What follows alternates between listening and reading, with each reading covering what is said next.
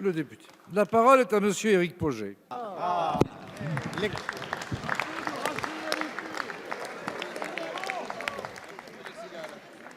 Merci, Monsieur le Président. Monsieur le Premier ministre, selon le quotidien Le Monde, le secrétariat général du gouvernement, sous votre autorité, était informé dès 2017 de la situation de cumul des mandats de votre ancien haut-commissaire aux retraites.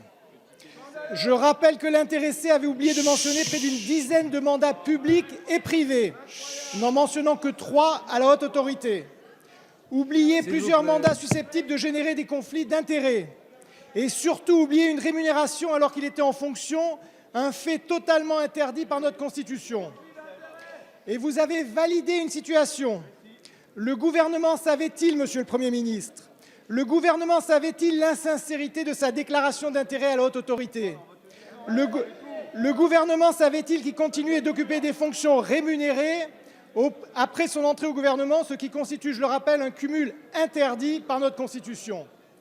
Alors, Monsieur le Premier ministre, l'erreur d'une légèreté coupable, selon les propres termes de Monsieur Delevoye, ce que les membres de la majorité ont appelé pudiquement, à longueur d'émission, une erreur, une négligence, confine alors à la faute.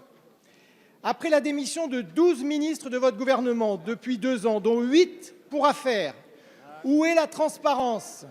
Où est l'exemplarité? Tous les responsables politiques doivent en être porteurs, au premier rang desquels l'artisan du projet de réforme des retraites, si importante pour l'avenir des Français. Ma question sera simple, Monsieur le Premier ministre. Au moment où l'avion France a besoin plus que jamais d'un équipage au complet et fiable, étiez-vous au courant, oui ou non, de la situation de votre haut-commissaire? Merci, monsieur le député. La parole est à monsieur le Premier ministre. Monsieur le Président, Mesdames et Messieurs les députés, Monsieur le député, Jean-Paul Delevoye, le haut-commissaire aux retraites, a commis une erreur. Il l'a reconnue, il en a tiré les conséquences, et je salue le fait que, l'ayant reconnu, il en ait tiré les conséquences.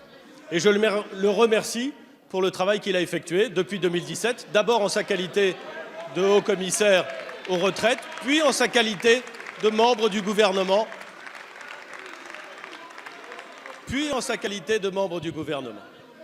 Vous me posez la question, je suis certain que vous êtes intéressé par la réponse, donc je voudrais essayer de le dire le plus clairement possible. Vous posez la question de savoir si, au moment où il a pris ses fonctions, il était informé de ses obligations, et s'il était informé de ses obligations, et si nous étions informés d'un potentiel conflit d'intérêts. La réponse est d'une très grande simplicité. Il était informé de ses obligations, car chaque personne qui rentre au gouvernement est destinataire d'un document qui précise exactement l'ensemble des obligations auxquelles ils sont soumis, document qui est contresigné par l'intéressé. Il savait donc le champ de ses obligations, et nous ne savions pas, et nous n'étions pas informés de l'ensemble des mandats qu'il occupait, puisqu'il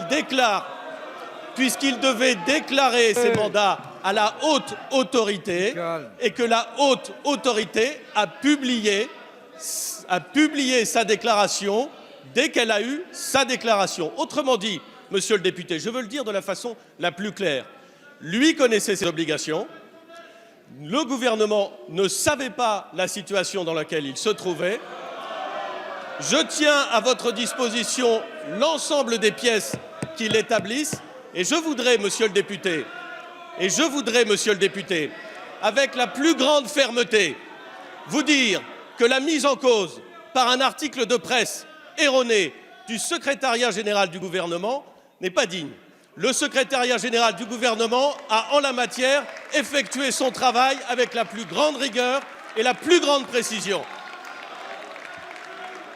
Et croyez-moi, sa rigueur et sa précision sont grandes. Autrement dit, les mises en cause de cette nature, sur fond de soupçons, n'ont aucun fondement, et je tiens à les démentir.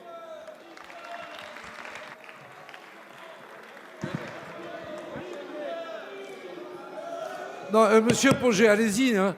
N'attendez pas qu'ils aient fini de crier, vous avez la parole. Monsieur le Premier ministre, êtes-vous prêt à diligenter une enquête administrative sur les dysfonctionnements manifestes de vos services à Matignon? Merci, monsieur le député, monsieur le Premier ministre. Monsieur le député, comme j'ai essayé de vous l'indiquer, comme je vais vous le redire, Il n'y a eu aucun dysfonctionnement. Aucun dysfonctionnement. Monsieur le député, le haut-commissaire a lui-même reconnu qu'il avait fait une erreur. Il a eu raison de le reconnaître. Il a eu raison d'en tirer les conséquences. Un point, c'est tout. La parole est à